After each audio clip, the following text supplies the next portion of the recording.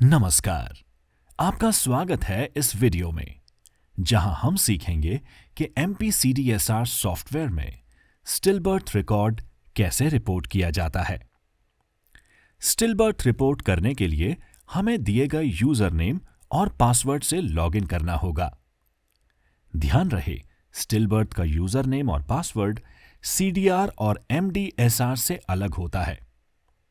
Login करने के बाद हमें वेलकम पेज दिखाई देगा जिस पे लिखा होगा welcome to the MPCDSR portal. Menu में हमें दो विकल्प दिखाई देंगे, स्टिल बर्थ फॉर्म और still birth dashboard. Still birth record जोड़ने के लिए हम स्टिल बर्थ फॉर्म पर क्लिक करेंगे। जैसे ही हम फॉर्म पर क्लिक करते हैं, एक टेबल खुलेगी जिसमें पहले से दर्ज रिकॉर्ड दिखाई देंगे। नया रिकॉर्ड जोड़ने के लिए ऐड न्यू रिकॉर्ड पर क्लिक करें और जरूरी जानकारी भरें। यहां स्क्रीन पर पहले से भरी हुई जानकारी वाला एक फॉर्म उदाहरण के लिए दिखाया जा रहा है ताकि समझना आसान हो। टेबल के एक्शन कॉलम में दो आइकन होते हैं, पेन आइकन और आई आइकन। पेन आइकन यानी पेंसिल वाले निशान से हम रिकॉर्ड को एडिट कर सकते हैं और आई आइकन यानी आंख के निशान से रिकॉर्ड को देख सकते हैं। जब हम पेन आइकन पर क्लिक करते हैं तो फॉर्म एडिटिंग मोड में खुलता है और कई सेक्शंस में बटा होता है। पहला सेक्शन है बेसिक इंफॉर्मेशन। इसमें राज्य, जिला, ब्लॉक, स्वास्थ्य संस्था का नाम और उसका स्तर यूजर लॉगिन के हिसाब से अपने आप भर जाता है।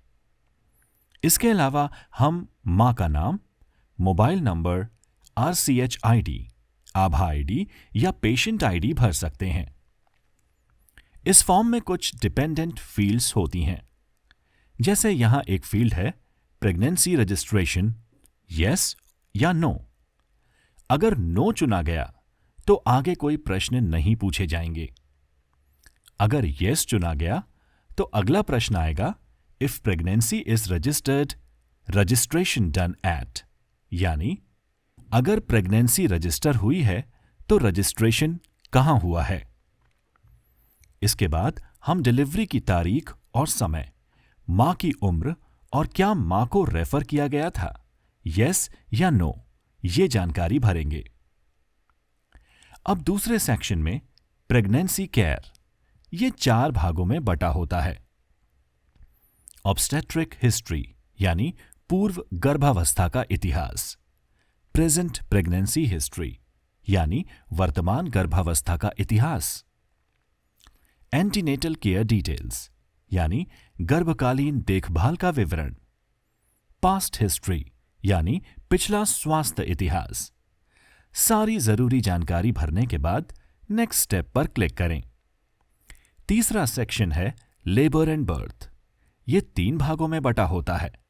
एग्जामिनेशन एट एडमिशन यानी प्रवेश के समय जांच, डिलीवरी डिटेल्स यानी डिलीवरी से जुड़ी जानकारी, बर्थ डिटेल्स जन्म का विवरण। रिकॉर्ड भरने के बाद नेक्स्ट स्टेप पर क्लिक करें।